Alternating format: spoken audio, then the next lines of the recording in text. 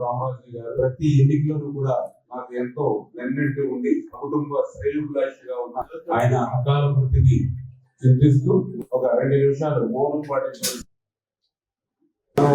Office లో ఉన్నప్పుడు per day 100 నుంచి 300 మంది వరకు కూడా ఆఫీస్కి వస్తూ ఉన్నారు. వాళ్ళకు ఉన్నటువంటి సమస్యలన్నీ కూడా మన దృష్టికి తీసుకొస్తూ ఉన్నారు. మేము కూడా ఆ సమస్యని విని అక్కడికక్కడ క్లియర్ చేయడానికి ప్రయత్నం చేస్తాను. ఇప్పుడు కూడా ఈరోజు 50% మన ఫోన్ కాల్ ద్వారా చాలా వరకు క్లియర్ అవుతాయి. ఇప్పుడు మన ఆఫీస్ కి చాలా మంది ఇప్పుడు చెప్పారు ప్రాబ్లమ్స్ వచ్చేవాళ్ళు. మనం వస్తున్నాం, వాళ్ళకి చెప్తున్నాం, కొన్ని క్లియర్ అయిపోతుంది, కొన్ని క్లియర్ అవ్వట్లేదు. అట్లా కాకుండా మనం ఏదైనా రిజిస్టర్ చేసి ఆన్లైన్ చేసుకుని అలా ఈరోజు ఎంతమంది మనకి ఏదైనా సమస్యను చెప్పారు, ఆ సమస్య ఏ డిపార్ట్మెంట్ కి సంబంధించింది, అది ఎంతవరకు క్లియర్ అయింది, క్లియర్ అయితే హ్యాపీ, ఒకవేళ క్లియర్ అవ్వకపోతే దానికి రీజన్ ఏంటి, ఇవన్నీ చేస్తే కొంచెం సాటిస్ఫాక్షన్ పెరుగుతుందో ఆలోచన. అందుకే ఇప్పుడు ఏంటంటే ఈ యాప్ ఏదైతే క్రియేట్ చేస్తారో ఈ యాప్ ద్వారా మనం ఏదైతే మీరు అప్లికేషన్ ఏదైతే వచ్చిందో అప్లికేషన్ ఆ యాప్ ద్వారా మన ఆఫీస్ లో దాన్ని రిజిస్టర్ చేస్తాము. ఇది వెంటనే డైరెక్ట్ గా ఆ మండలం, ఆ డిపార్ట్మెంట్, ఆ నోడల్ ఆఫీసర్ కూడా వాళ్ళ దగ్గరికి వెళ్తుంది.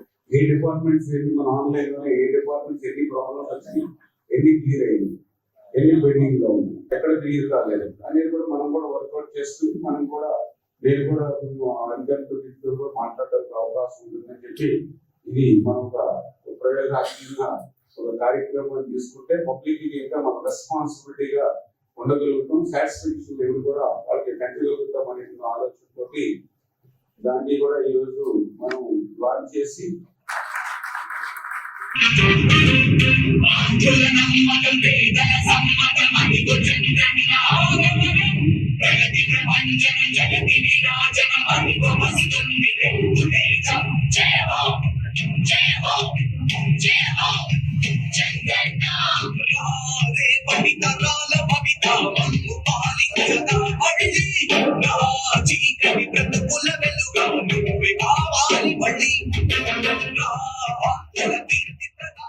ఓకే. ఇప్పుడు మనకు ఒక దరఖాస్తు వచ్చింది.